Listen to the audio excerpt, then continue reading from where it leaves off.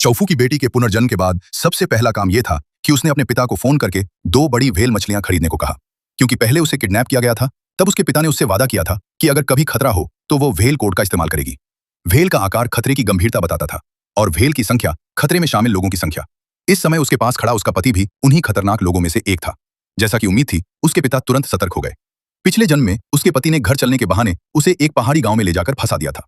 तभी उसे पता चला कि उसका पति शुरू से ही उसके परिवार की संपत्ति हड़पने के लिए उसके करीब आया था और जो खुद को उसकी बहन बताती थी वो असल में उसके पति की बचपन की प्रेमिका थी।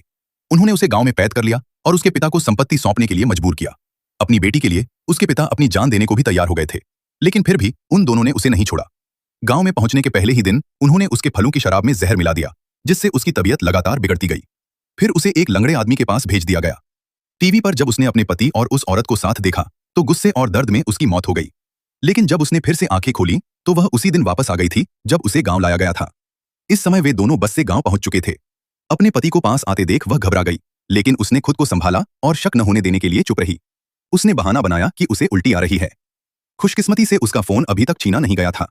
जैसे ही मौका मिला उसने तुरंत अपने पिता को कॉल किया, लेकिन तभी उसका पति पीछे आ गया। इसलिए उसने कोड वर्ड का इस्तेमाल किया और कहा कि उसने ऑनलाइन 2 बड़ी व्हेल मछलियां मंगवाई हैं और पापा से कहा कि वो उन्हें ले लें। पिता तुरंत समझ गए और अपने सहायक को लोकेशन ट्रैक करने को कहा। उन्होंने तुरंत अपनी बेटी को बचाने के लिए टीम भेज दी। कोड इतना छुपा हुआ था कि किसी को शक नहीं हुआ। पति बोला, पत्नी, मैं तुम्हें अपने पिताजी से मिलाता हूं। पहली बार बहू को घर लाया हूं, इसलिए खास तैयारी की है। चालाक औरत खुद को उसकी बहन बताकर आई और जो शराब लाई गई वही थी जिसमें पिछले जन्म में जहर मिलाया गया था। पति ने तुरंत उसे एक गिलास भरकर दिया। जब उसने नहीं पिया तो उसने ताना मारा कि क्या उसे गांव वालों की चीजें गंदी लगती हैं और जबरदस्ती पिलाने की कोशिश की। तभी उसने गिलास गिरा दिया और तुरंत बहाना बनाया कि उसने दवा ली है, इसलिए शराब नहीं पी सकती। फिर उसने भावुक होकर कहा कि वह उसकी पत्नी है, वह उसके परिवार का अपमान क्यों करेगी। पति ने उसे शांत किया, लेकिन उसका फोन अपने पास रखने की बात कही, यह कहकर कि गांव में बिजली नहीं है। महिला कुछ कह पाती उससे पहले ही फोन ले लिया गया। तभी एक आदमी ने उसके गले में पहनी चेन को चमकते देखा। पति को शक हुआ कि यह लोकेशन ट्रैकर हो सकता है।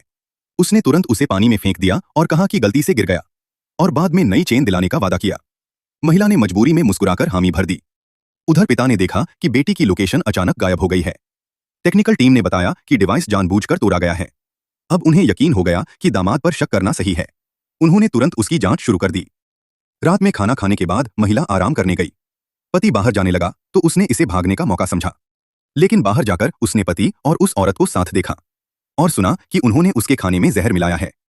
वह तुरंत उल्टी करके जहर निकालने लगी, लेकिन आवाज सुनकर वे सतर्क हो गए। वह जल्दी से वापस जाकर बिस्तर पर लेट गई। पति ने आकर पूछा कि खाना कैसा था। उसने मुस्कुराकर कहा कि अच्छा था और पेट दर्द का नाटक किया। उधर पिता को अभी तक गांव की सही लोकेशन नहीं मिली थी। तभी महिला का फोन आया। वह सामान्य बात करने का नाटक कर रही थी, लेकिन असल में टीम को लोकेशन ट्रैक करने का समय दे रही थी। कुछ ही देर में पति ने फोन छीन लिया, लेकिन तब तक लोकेशन मिल चुकी थी। तीसरे दिन महिला ने फैसला किया कि अब उसे खुद ही कदम उठाना होगा। उसने खाने में दवा मिला दी जिससे वे कुछ देर के लिए बेहोश हो जाएं।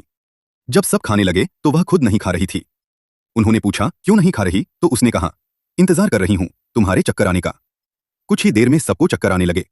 वह तुरंत कमरे में गई, ताला तोड़ा और अपना बटुआ निकाला।